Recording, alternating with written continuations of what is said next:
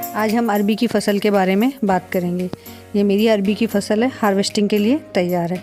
इसके पत्ते करीब करीब सूख गए और छोटे हो गए हैं। ये इसकी पहचान है हार्वेस्टिंग की।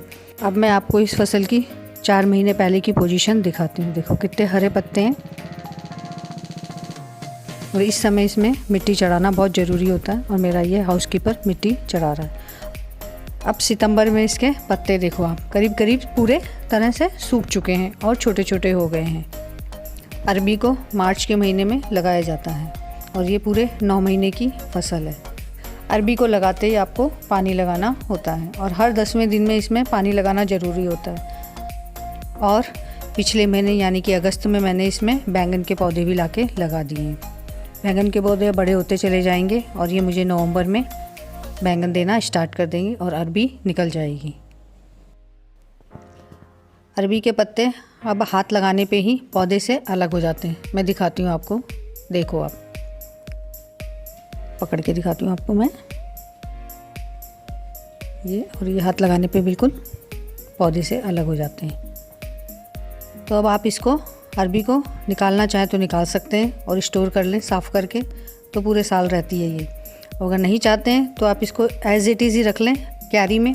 पर अब आपको क्यारी में बिल्कुल पानी नहीं लगाना होगा, क्यारी को सूखा रखना होगा और जब इच्छा हो आप पौधा निकालें और अपनी यूज़ में ले सकते हैं अरबी को।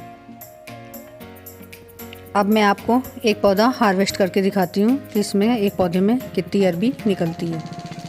अगर आपके पास क्यारी नहीं है तो परेशान होने की कोई बात नहीं है। आप गमले में भी लगा सकते हैं, इसको बैगों में भी लगा सकते हैं, किसी में भी लगा सकते हैं जिसमें आपको आसान मिले। कंटेनर में किसी में भी लगा सकते हैं। देखो काफ़ी सारी है। एक एक पौधा कम से कम आधा किलो तो देता ही है, आधा किलो से ज़्यादा भी देता है।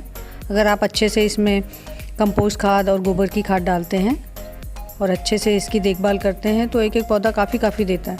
अब मेरे देखो काफ़ी दिए, थोड़ा मैं अर्ली निकाल रही हूँ अभी इनको, देखो।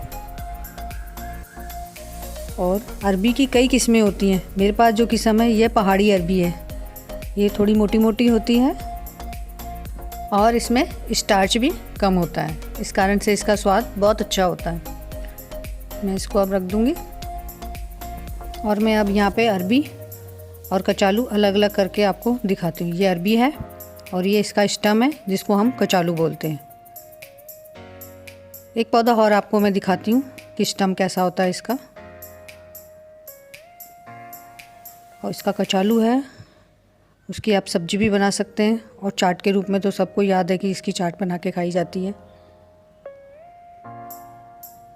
देखो अब मैं आपको दिखाती हूँ इसका स्टम कैसा है। ये सब अरबी हैं जो कि स्टम के साथ साथ लगी रहती हैं।